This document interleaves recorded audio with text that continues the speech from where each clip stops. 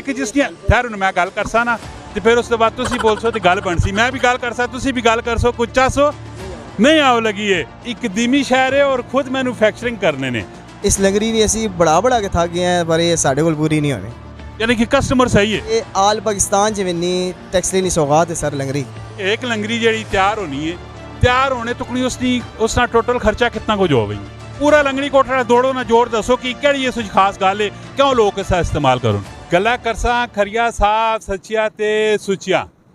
अस्सलाम वालेकुम, मेरा नाम है कामरान अहमद। जैसा कि आपको पता है नई नई वीडियो के साथ आपके पास हाजिर होता रहता है। इस टाइम मैं मौजूद हूँ जी टेक्सला में। टेक्सला की जो पैदावार है वो लंगरी और कोटना है। लंगरी और कोटने ने ठीक जी मैं खलोता पाया एक दीमी शहर है और खुद मैन्युफैक्चरिंग करने ने। पहले तो मैं दसो तुसा ना की। अस्सलाम वालेकुम। फरहान यूनस। अस्सलाम वालेकुम। वालेकुम सलाम।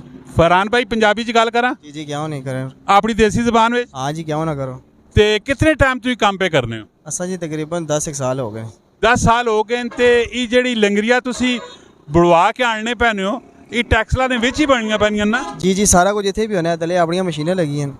ये पत्थर कोई खास मखसूस पत्थर होना है कि जिसकी खैर मैं गल करसा ना तो फिर उस बाद तुसी बोलसो तो गल बनसी, मैं भी गल करसा तुसी भी गल करसो, कुछ चासो नहीं आओ लगी है। मां पहले गल कंप्लीट होन दो, उस बाद तुसा फुल मौका देसा, तुसी दिले ना गुबार फुल कडियो। ये मैं दसो कोई मखसूस पत्थर होना है? जी काला पत्थर टैक्सले मशहूर ने। ये पत्थर भी पैसा ना किन के आने हो या फ्री विच होना है? नहीं पैसे ना आना है पत्थर। क्यों पैसा नहीं क्यों आना है? जी पीछे बंदे लगे ना, वो पैसे कहने। अच्छा वो तो मजदूरी करने ना, आप यानी कि पत्थर तोड़ने नहीं मजदूरी करने। जी वो पत्थर में किसी नहीं पहाड़े च इनके पत्थर तोड़ने वो पहाड़े वाले कुछ आखना है बंदा? नहीं वो बंदा कुछ नहीं आखना। वो बंदा आना है बेशक तुसी पान के खड़ो पहाड़ ना फ्री पत्थर मेरे बनना तो मजदूर ने जेड़ी मजदूरी होनी वो ले देने हो। जी बिल्कुल। ये दसो कि एक लंगरी जेड़ी तैयार होनी है, तैयार होने तुकनी उसना टोटल खर्चा कितना कुछ हो गई? तकरीबन सर जी 300-350 रुपए पिछे बैनी कारखाने च। फिर अगे तुसी इत्थे कितना नहीं बेचने हो? असी इत्थे 400 नहीं, 450 नहीं, 500 नहीं आते भाई अपना 150-200 रुपया मजदूरी रख के बेच सटने। जी बिल्कुल। ते कोठने ना की करने हो? कोठना लकड़ी वाला होना है केड़ा होना है? पत्थर वाला भी होना है तो लकड़ वाला भी होना है। पत्थर वाला कोठना कितना ने? पत्थर वाला मिलना है जी 80-90 रुपए ना। इस लंगड़ी कोटने नी जेड़ी खास गल है वो खास इसका पॉइंट की वे कि जिसा ये लोग इस्तेमाल करो। ये सर लकड़ी ने डंडा इस्तेमाल करो ना।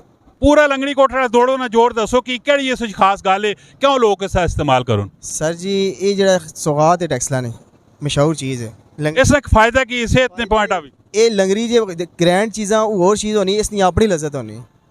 इस लंगरी ने असी बढ़ा के थक गए हैं, पर ये साढ़े कोल पूरी नहीं होनी, यानी कि कस्टमर सही है। ये आल पाकिस्तान च विन्नी टैक्सली सौगात है सर लंगरी।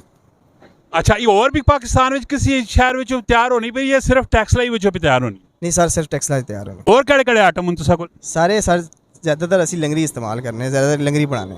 बाकी आइटम और केड़े तुसा कोल रखे पे? गुलदान ने, ये जानवर ने बने ने सारे एक खुद ही मैन्युफैक्चर करने हो?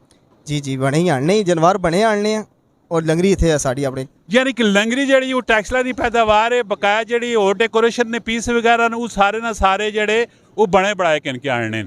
तो माशाल्लाह जी बहुत ही प्यारी गपशप रही है भाई होरां नाल। ते इसी तरह इन्फॉर्मेटिव वीडियो दिलचस्प वीडियो मारो असें चैनल सब्सक्राइब करो, Facebook page like and follow करो और कमेंट सैक्शन में तुसा भी अपनी राय जरूर देनी है। इसी तरह इन्फॉर्मेटिव दिलचस्प वीडियो मारो असें पेज जरूर लाइक करना। मिलने नेक्स्ट वीडियो च फी अमान अल्लाह।